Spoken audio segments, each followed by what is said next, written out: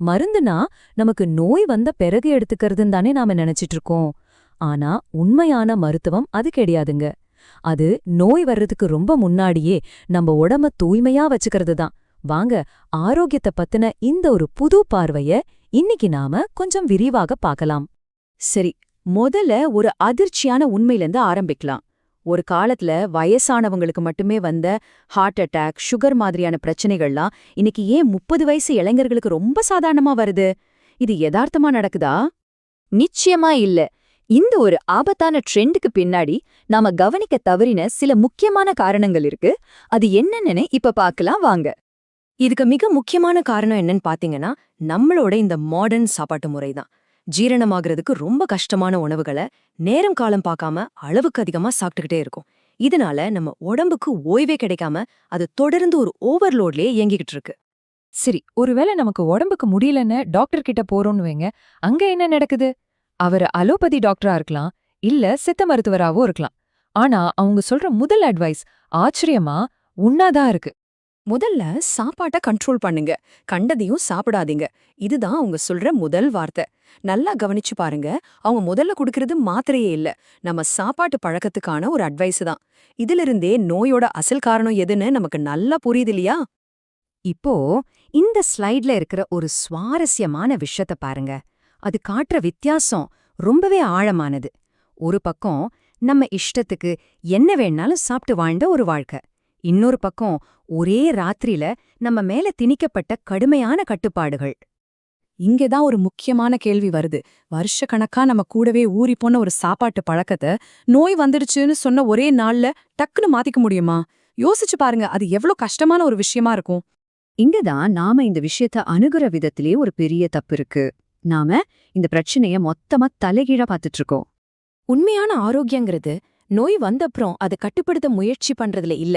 அதுக்கு பதிலா நாம நல்ல ஆரோக்கியமா இருக்கும்போதே நம்ம உடம்பையும் மனசையும் தூய்மையா வச்சுக்கிறதுல தான் இருக்கு. இதுதான் ரொம்ப ரொம்ப அடிப்படையான ஒரு விஷயம். ஆனா இது ஒரே நாள்ல நடக்கிற மேஜிக் எல்லாம் கிடையாது. இது ஒரு ஸ்டெப் பை ஸ்டெப் ப்ராசஸ். நம்ம உடம்பு நல்லா திடகாத்திரமா வலிமையா இருக்கும்போதே இந்த மனப்பயிற்சியும் சாப்பாட்டு பழக்கத்தையும் நம்ம ஆரம்பிக்கணும். அப்பதான் அது ரொம்ப ஈஸியா இருக்கும். சரி, அந்த உள் தூய்மைய எப்படி அடையிறது? அதுக்கான ஒரு ரொம்ப பவர்ஃபுல்லான, ரொம்ப பழமையான ஒரு வழிதான் விரதம். விரதம்னு சொன்ன உடனே அது சாமிக்காக, மதத்துக்காக பண்றதுன்னு தான் நாம நினைக்கிறோம்.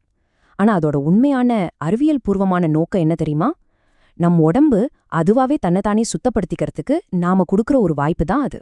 நம்ம முன்னோர்கள் சொன்ன இந்த ஞானத்துக்கு இன்னைக்கு மாடர்ன் சயின்ஸ் ஆட்டோஃபேஜின்னு பேர் வச்சிருக்கு. சிம்பிளா சொல்லணும்னா, நம்ம சாப்பிடாம இருக்கும்போது நம்ம உடம்பே தனக்குள்ள இருக்கிற கெட்ட செல்களையும் நச்சுக்களையும் ஒரு ரீசைக்கிள் மாதிரி பண்ணி தன்னைத்தானே சுத்தப்படுத்திக்குது. இதை எப்படி நினைச்சுக்கலாம்னா, நம்ம உடம்புக்குள்ள செல் லெவல்ல நடக்கிற ஒரு டீப் கிளீனிங் மாதிரி. இந்த ப்ராசஸ்க்கு மாத்திரை மருந்து எதுவும் தேவையில்லை. ஜஸ்ட் சாப்பிடறதுல இருந்து ஒரு பிரேக், அவ்வளவுதான்.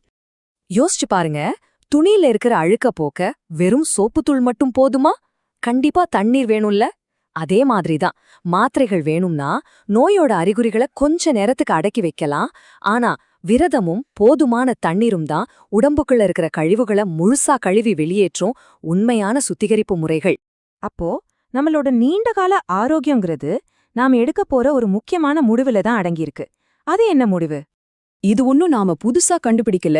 உடம்பார் அழியின் உயிரார் அழிவர்னு திருமூலர் மாதிரியான ஞானிகள் பல 100 வருஷத்துக்கு முன்னாடியே சொல்லிட்டு போயிட்டாங்க.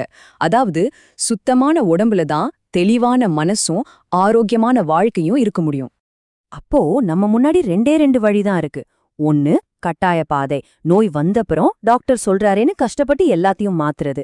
இன்னொன்னு, புத்திசாலித்தனமான பாதை, நோய் வர்றதுக்கு முன்னாடியே நாமளே விரும்பி நம்ம வாழ்க்கை முறைய தூய்மையா மாத்திக்கிறது. அப்போ உண்மையான மருந்து எங்க இருக்கு?